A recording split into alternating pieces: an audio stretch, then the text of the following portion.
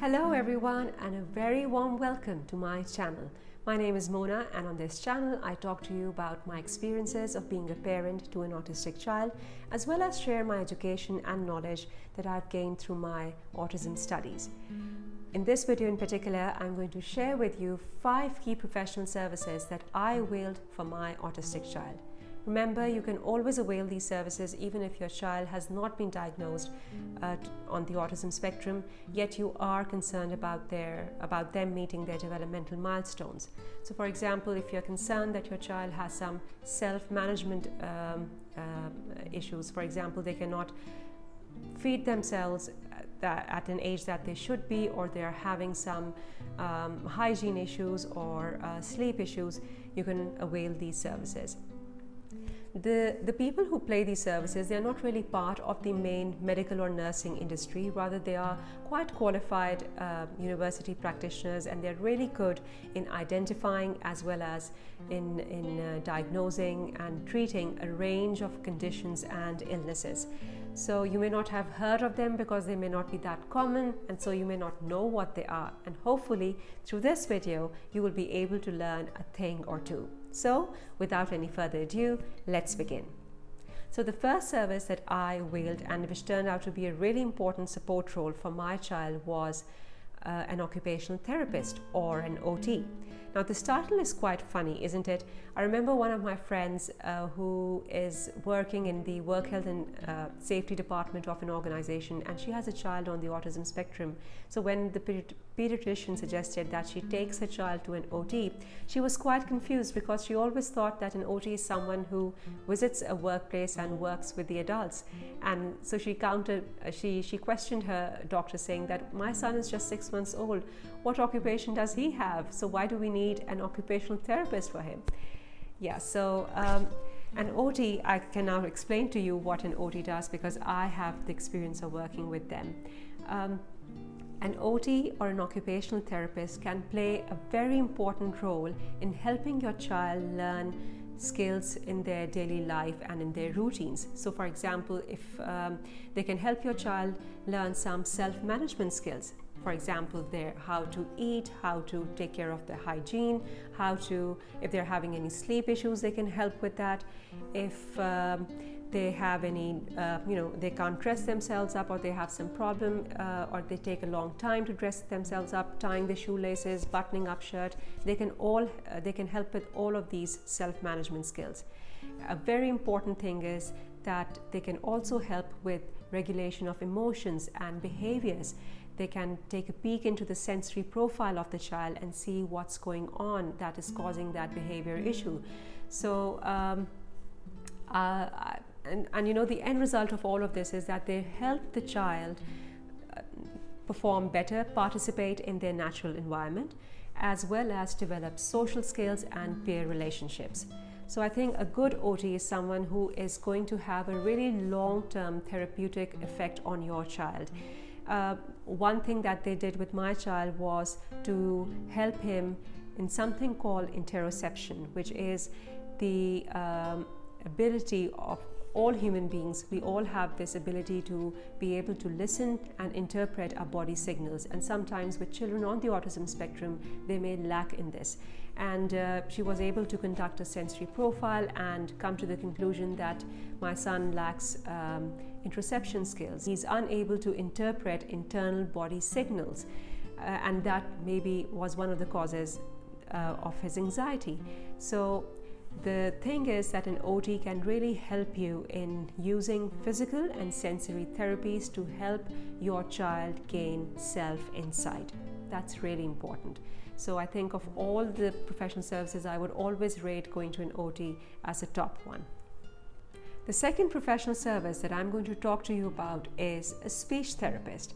Now, if you are concerned about your child's speech and you think that they are having some speech delays, or which is quite noticeable and which is something that is they are quite delayed according to their age range, then going to a speech therapist makes sense, right? But I can also tell you that even if your child is, you may say that, okay, my child can speak well, which was the case for my son. But then why do I need to go to a speech therapist?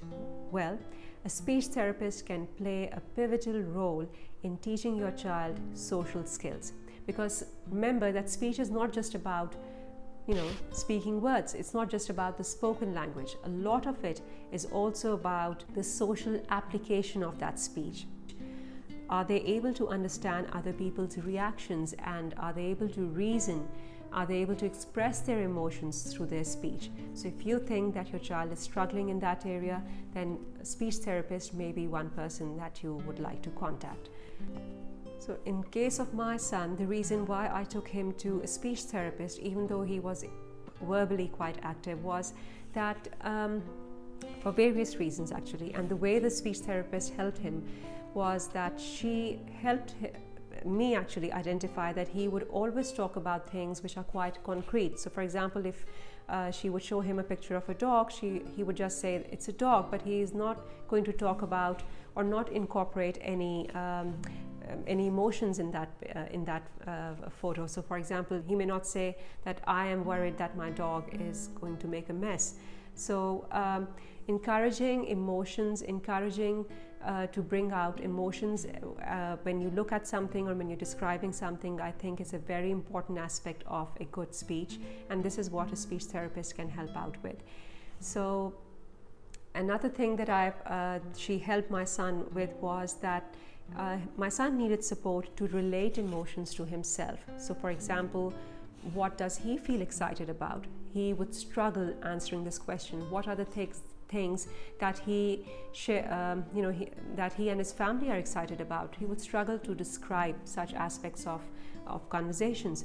So this was one thing that the speech therapist helped with. So remember, when you go to all of these professional services, before you go, there needs to be some homework done. You need to ask yourself, what is exactly the reason I'm contacting these professional services? For that matter, you may like to keep a log, or you may like to keep a diary of the various incidents that you're actually worried about and that you see in your child. And these concerns may not come from you, or they may have been arisen from the kindergarten or the school that your child goes to. And because I totally understand that not every parent is going to be so well immersed into this knowledge of how a child should develop, and sometimes they get these signals from other people, right? So from people that your child interacts with. It can be a teacher from their school or kindergarten.